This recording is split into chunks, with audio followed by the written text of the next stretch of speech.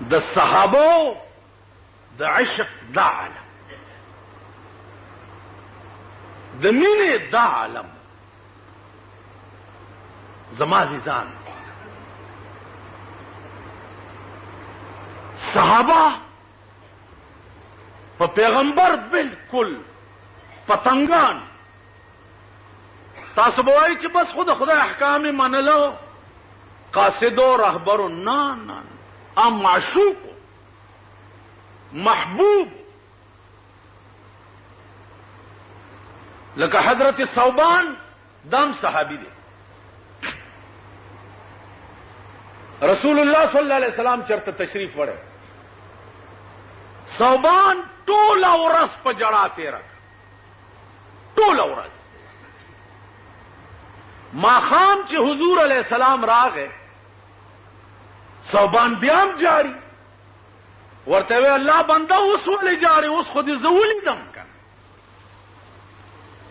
ثوبان ورته وی یا رسول الله په خدای مې دې قسم وی، نه د جنت شوق شته او نه د دوزخ، نه د خوراک نه د سکاک نه د لباس، نه د حورې نه د غلمانانو، دا هیڅ شوق نشته.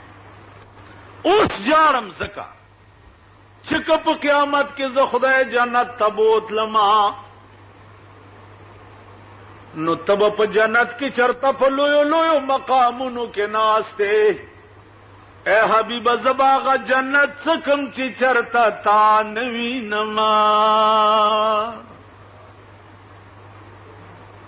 جنت څکو، حورې او غلمانان او ماڼۍ څکو.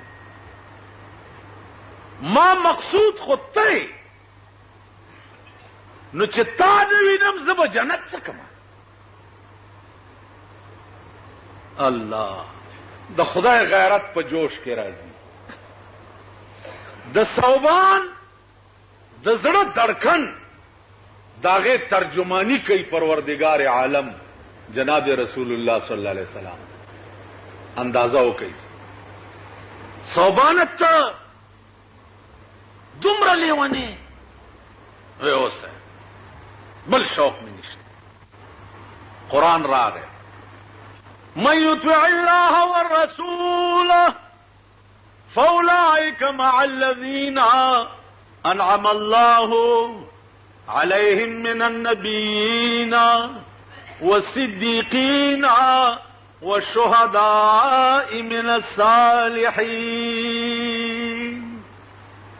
اے پیغمبر ثوبان ته وایا ته چې په دنیا کې په محمد رسول الله ماین یې، نو په جنت کې بم ور سره یوځې. تسلی وکړه چې د خفګان لري. پیغمبر دی د اختر ورځ د مونځ ته روان، لاره کې یو ماشوم نسکور پروت دی او جاری. رسول الله صلی الله علیه وسلم ورمنډه کړه او په غېږ کې راوچت چې د اختر ورځي او تا پاک او نوې او ټاټ پاټ کې جامې اچولي او په دوړو کې سخاو لیت پیت ماشوم پروتی. دغه وخت کې به راوچت کې په غېږ کې ورغی او ماشوم یې غېږ کې راوچت. بچیا ولې جاړي؟ و یا رسول الله د اختر ورځ ده، نه مې مور شته نه مې پلار شته، نه چا جامې راغوستي، نه چا خوراک را کړی، نه چا پیسې. ملګري مې ټول لګیا دي خوشحالیږي، څوک په جامو، څوک په پیسو، څوک په خوراک، زما څوک شته نه. پیغمبر صحابه ته وایي چې تاسو عیدګاه ته ځئ، زه درالما. کور ته راغی په منډه، بی بی فاطمه او عایشې ته اواز چاله را منډې ای په منډې راغی.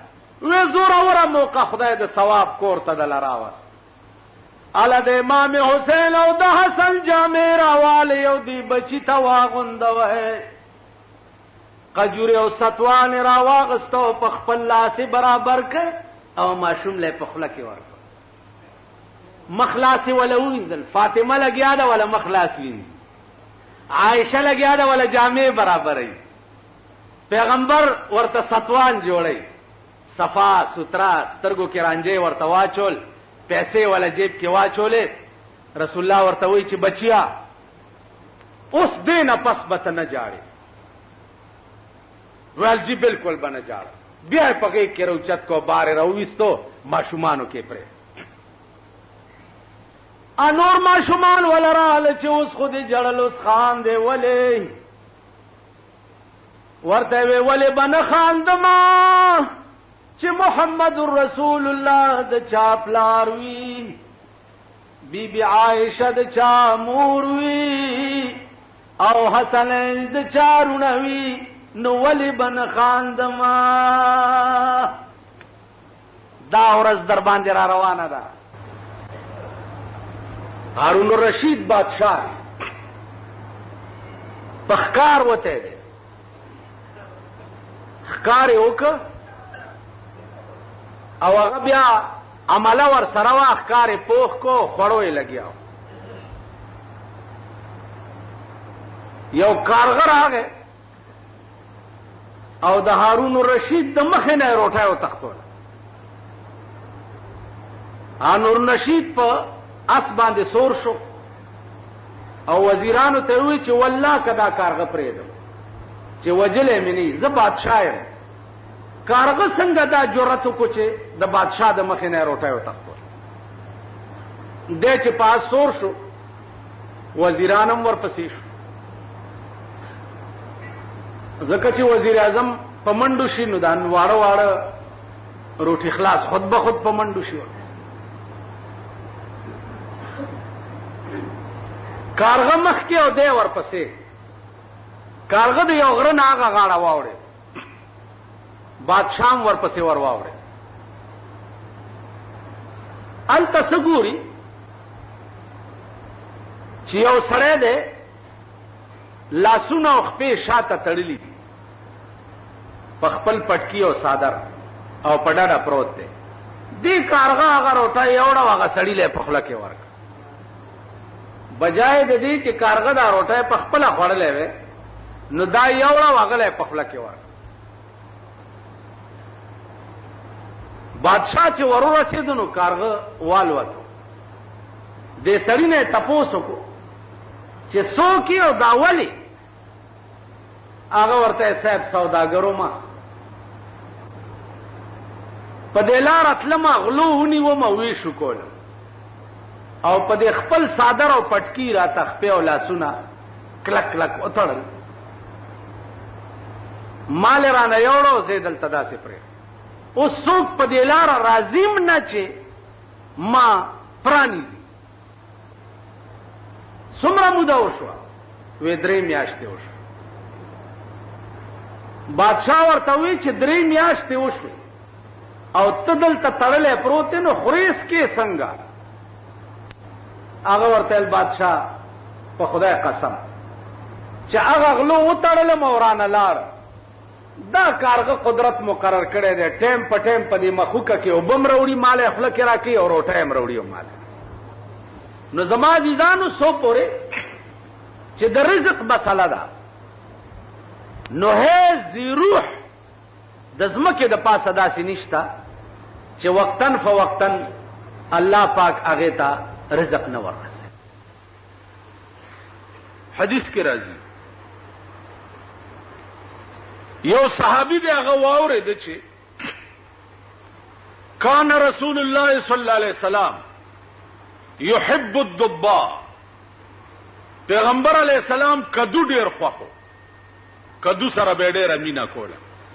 صحابي وی په خدای مې دې قسمی چې تر څو ژوندی یم چاړو بل شی ونه خورم. پیغمبر راوغوښتو چې هلکه تا څه عمل دی الله بنده؟ وی والله که مې نور څه عمل نشته خاص صاحب، خدا مې واورېدې چې ستا کدو ډېر خوښ دی.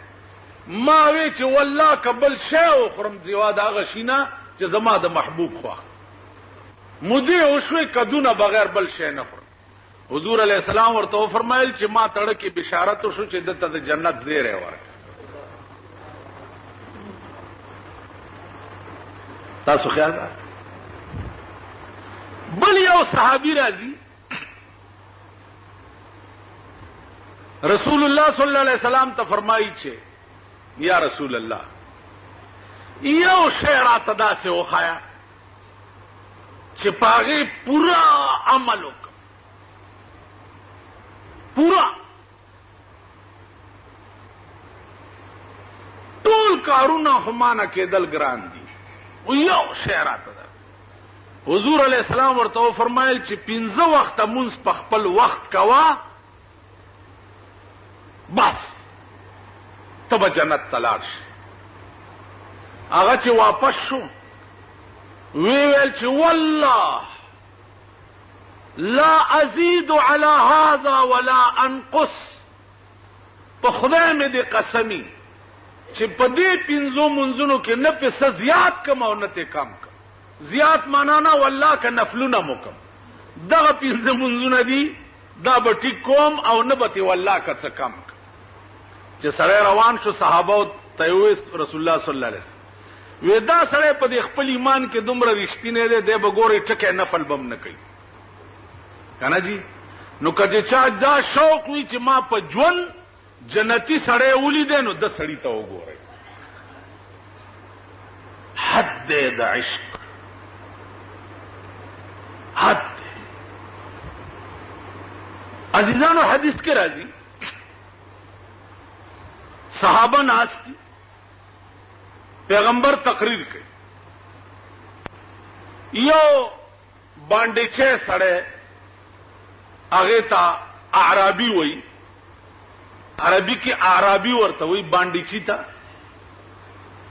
مجلس کې را پاسېدو، په جومات کې متیازې راو، بس داسې مجلس کې لکه تاسو ناست دي داسې پاسېدو، لنګ اوچت کو، په جومات کې متیازې. صحابه ورته په غصه شو چې تا څه کوې؟ چا ورته په توره هم ګوتې ووهلې چې لکه دا سر یې ووهئ، دغه په جومات کې د پیغمبر مجلس کې متیازې راکړه. پیغمبر وویل نه، خبردار چې څه ورته ونه وایې. پیغمبر وفرمایل خبردار چې څه ورته ونه وایې، پرېږدي چې متیازې وکړي، منځ کې بندم نه کوي چې پوره متیازې تش شي.